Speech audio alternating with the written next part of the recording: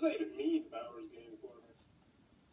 Ahoy there, YouTube! I'm back again today for another game review, another special expansion review. And today I'm very excited to check out Witless Wizards, the Viking deck mini expansion. This is a mini expansion to the original Witless Wizards, a dueling game which I really did enjoy. We're going to be rolling dice and drafting and doing all sorts of cool stuff like that.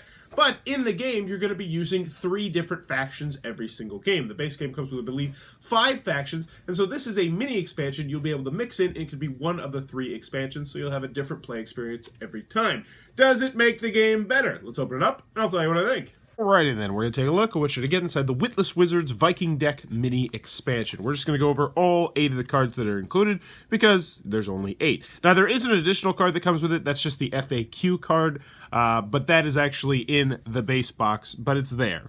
So first we have the Drunken Caster. It's a piece of equipment. You can't heal or gain the green gems, but when you attack, you roll 2 times. That one's pretty nice if you're dealing some damage. Shuriken, when you attack opponent's shield, it counts as a maximum of 4.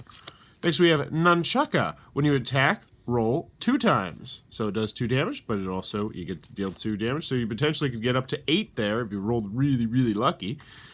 Bonsai, I really like this one, very useful one. Reduce hits by 1, or discard this card to reduce all hits to 0. So it's always going to be defending you, but when you get like really, really badly hit, bam, turn it into 0.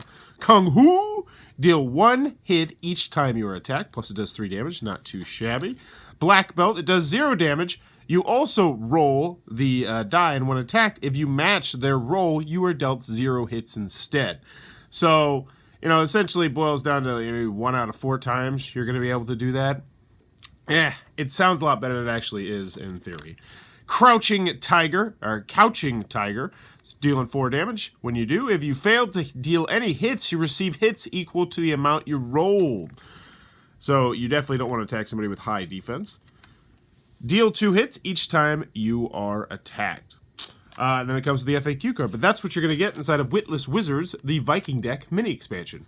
Alrighty then, Witless Wizards, the Viking deck mini expansion. What are my final thoughts? Let's go over the pros, let's go over the cons. First, on the con side, game's not going to be for everybody for a variety of different reasons. If you didn't like the original Witless Wizards, this is not going to change your mind. Also, from a purely nuts and bolts standpoint, I felt like this expansion was kind of weak. I actually liked pretty much every other faction over this faction with the times that I played with it. I like the robots better. I like the pirates better. I like the druids better, which is another mini expansion, which I'm going to tell you, which I'm going to review. And actually, if you're looking to get just one of these right now, I'd recommend that one over this one. If for some reason you have to choose one or the other, I like the other one a lot better. I like the cards a little bit better. Now, that being said, I think that's all I got on the con side. And the fact that it's only 8 cards, so it's not really that much, but you know, that's how large these size decks are. Moving on to the pros, does it make the game better? That's the real question here. Does this make the game better? And the answer is yes. Because you don't want every single card being cool and being awesome. Because sometimes you want bad cards, so you can give them to other people. And that makes more interesting choices when you yourself get a bad card. It's like, oh, do I want to spend a green gem? Or do I just want to take the bullet and take this card? And some of these cards, they sound bad at first, but if you happen to get lucky, they can be really, really good. And that's kind of what this deck's all about. Like, oh, you might get lucky, you know? Oh, I rolled the dice 2 times? Well, you know, that could be 8 damage. If I got a 4 and a 4, yeah, it's highly unlikely. But hey, it could happen. Or, oh man, somebody's dealing 7 damage to me. What's my shield? Oh, my shield's 0, but if I happen to roll 2 swords like they rolled, then I block all of it. So there's definitely some interesting cards here, and I don't want to downplay this, you know, but I'm just saying it is my least favorite of all the factions. But that being said, it does make the game better. It gives the game more variability, and it gives the game longer legs. So, can I recommend it? Absolutely. It's an easy recommendation. If you enjoy Witless Wizards, then yes, check this one out. Now check out Druids first, I think, because I do like that mini expansion better, but if you like Witless Wizards, boom, put this into the box, forget about it, and every once in a while, you'll be playing with these guys, and you'll be having fun, assuming you like the base game. So there you go. That is Witless Wizards, the Viking deck mini expansion. One that I do recommend, but I don't recommend it over the Druids, but still makes the game better. So that's really what you want, right? If you enjoyed this review, please be sure to click on that subscribe button down below. If you want to support the channel, click in the show notes down below. Click on that little Amazon link. Buy anything on Amazon. It really does help us out. It sends a couple pennies my way. And in the comments below, let me know if you could do one wizard thing, just one wizardy thing, what would it be? So I guess I'm kind of asking if you could have one superpower, what would be your superpower? But we're going to say a wizardy thing instead of a superpower. Wizardy thing for me would be, I want something really cool, like flying or super strength or something like that, super strength potion.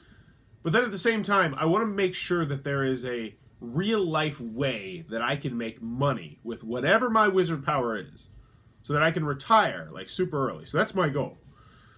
So I would like to be able to control my special ability, but I would like to be able to turn anything I touch into gold, I guess. Wow, it's a really weird one.